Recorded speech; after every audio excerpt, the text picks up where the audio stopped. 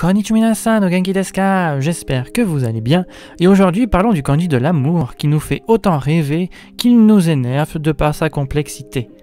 Bon, avant d'en dire plus, intro.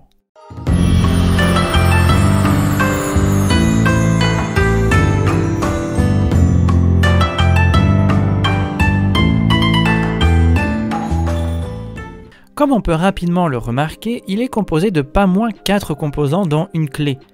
Ainsi, nous retrouverons dans l'ordre de haut en bas la griffe, le toit, le cœur et le terme qui désigne le fait d'aller vers le renouveau ou le nouveau. Grossièrement, le kanji pourrait donc décrire un cœur cherchant une famille qui tend affectueusement la main et qui va toujours de l'avant vers le renouveau perpétuel, en parlant de l'espoir de trouver quelqu'un bien évidemment. Étymologiquement, selon le Shoenjetsu ou Seitsumonkaiji en japonais et l'explication des mots en français daté de la dynastie Han, écrit par Shushen au début du IIe siècle, le kanji devait s'écrire différemment à l'origine et voulait dire hésitation. Cependant, il serait aussi tiré du mot ai qui signifiait gentillesse ou affection, tiré lui-même du mot ji qui signifierait rôter. Ainsi, le sinogramme décrivait donc au départ un geste de gentillesse de quelqu'un qui s'intéresse affectueusement au bien-être d'un autre. Ici, une personne se demandant si elle avait bien mangé, et en réponse de quoi, elle avait probablement un rot comme démonstration du plaisir de l'autre qui aurait bien mangé. Ce n'est que plus tard que viendra le composant chi qui signifie vers le renouveau, dans le sens où ce serait l'hésitation ou l'indécision de ses sentiments envers une autre personne. Dans une autre version de traduction, chi signifierait aller-retour et démontrerait alors l'affection réciproque entre deux personnes tout simplement.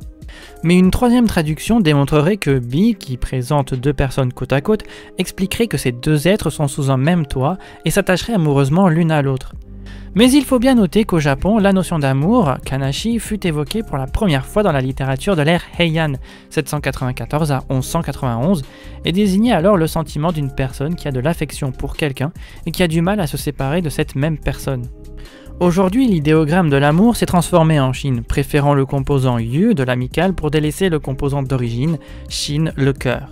N'est-ce pas triste de voir qu'en Chine, on ne croit plus dans le grand amour? Mais gardons espoir, car le Japon a gardé le kanji d'origine. Bref, le kanji de l'amour décrirait donc une personne à genoux et de profil, tenant dans ses mains son propre cœur, de façon imagée bien sûr, qu'il semblerait offrir à une autre personne, qui n'est pas montrée dans le caractère, décrivant alors qu'il est rempli d'amour pour cette personne qu'on ne voit pas, et qu'il voudrait le partager avec elle. Voilà, cet épisode est déjà terminé, j'espère qu'il vous aura plu et vous en aura appris plus. N'hésitez pas à commenter, partager, liker et à vous abonner si ce n'est déjà fait. Sur ce, je vous dis à la prochaine et... Matane!